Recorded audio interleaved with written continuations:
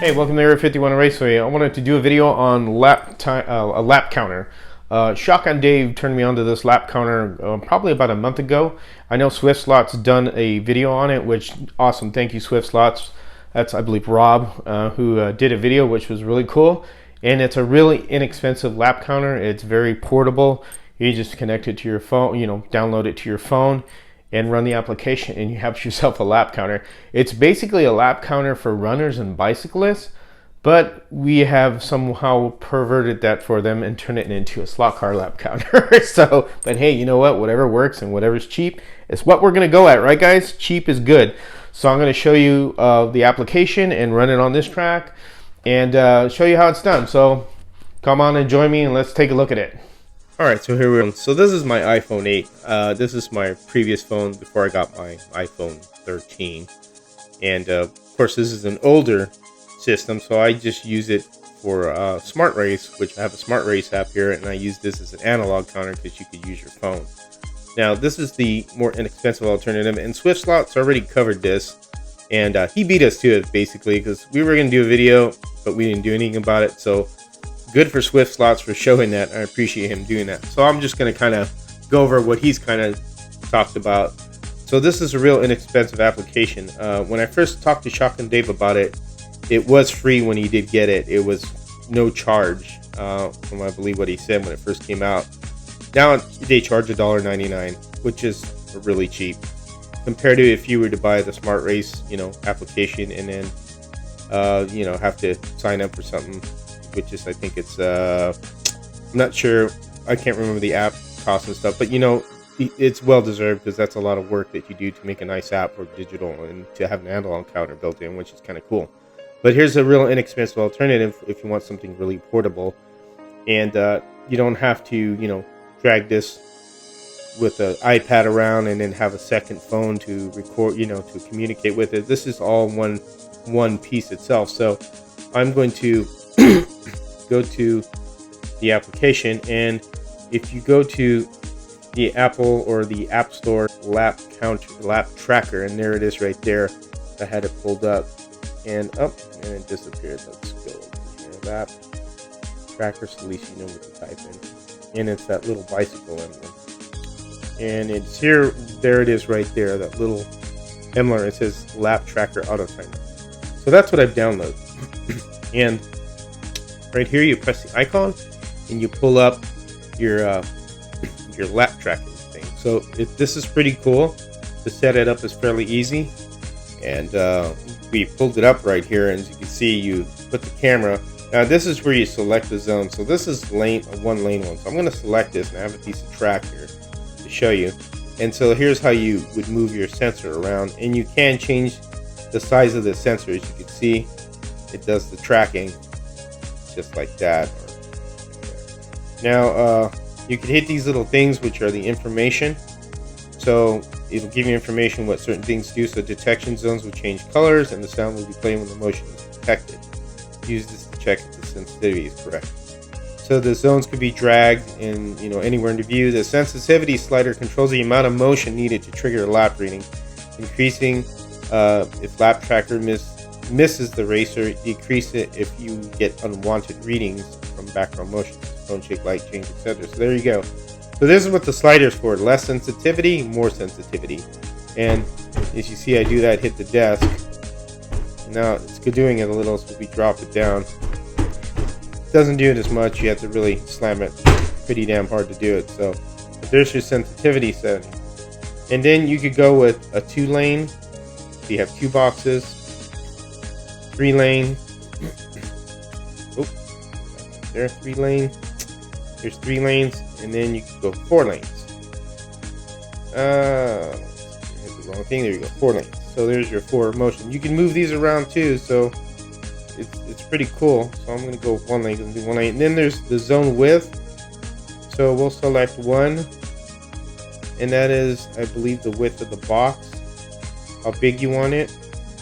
And then there's the zone height. So if you want it really tall and narrow, you could adjust it. You'll have to go back and forth to adjust this. I'm gonna go with 2 and 2 and do that, and I'll leave it like that setting. And then your detection reset. So this right here, it's the default 1.5 setting is appropriate for most cases, but if you have very short lap times, you might want to shorten the reset. If you have groups of runners, that should be counted as one. You could increase it. So this is basically for runners and bikes, but it's kind of cool that you could use this for a slot car track. So hopefully the developer won't get any hint of this, because he may increase the price of the app. And then you have these, right here, start at timer, tells you what you want to do it at. I'm not going to read all this. And then information here on your time detection stop, or what that means. And then your finish last lap when you're when you are using stop after time. The switch allows all the racers to finish the current lap. So if you have more than one person, I guess for the car. But this is really cool to do stuff with. And then when you have it set up, all you do is go over to done, and then right here you start. And then what happens is you have the race time, and then you have the scanning right there. And if you have best lap time, it'll be in red. And that's all you're doing, is sweeping and checking your laps, which is super cool. And it gives you also the left. I'm not sure what that number is. I'm not certain. I think that's the difference between each one, how it increases. It adds it up on the left-hand column there, but the one on the right next to the bars is your lap time, and then your lap time is up there on the very top. Then your best lap is below that, and then the time of the race. So it's just really, really pretty cool. And then right here you go display. You want sound best lap. There's voice speed, or you could do lap and time. Start and sound whatever. Finish, and you want large text. So if you want at large text, which that's a little bit too much, we'll want to do a lap list. That's probably better. And then you basically, let me go back there. You pretty much have what you need there, and then you just run your laps. Now I don't have sound on this. I don't think it's coming through the camera into the program I'm using here, eTime or Ecamm, excuse me. And this is pretty cool. So I mean, this is a cheap alternative. So if you guys want to get something inexpensive and not spend a lot of money on something, this is a great alternative. And again, it's you could stop and start it, reset, stop. So it's pretty cool. I really think it's a great little app to have. So I just thought I'd throw that in there. Hey, here we are. I got the lap timer set up. So I'm gonna lap time this car.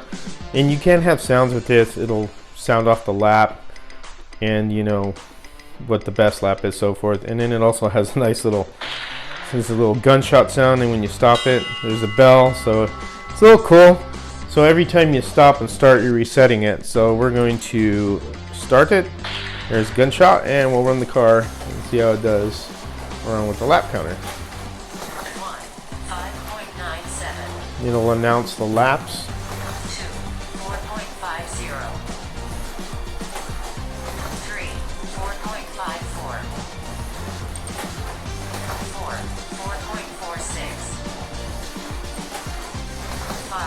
4.5.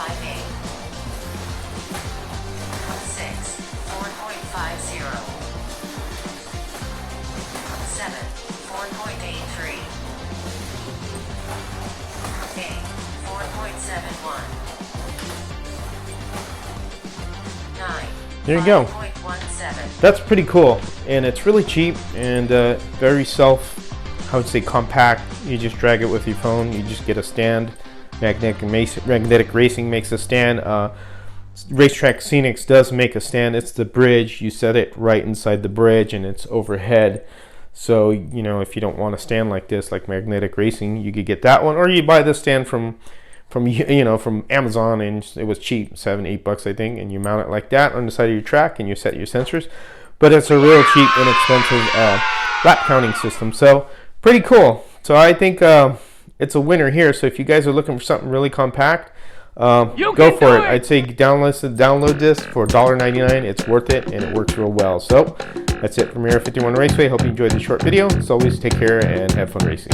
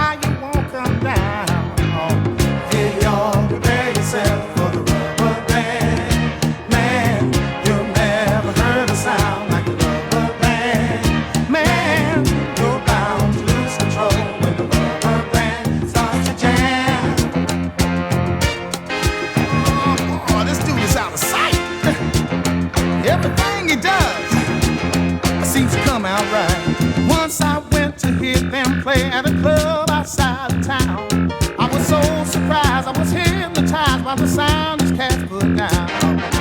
When I saw this short fat guy stretch a band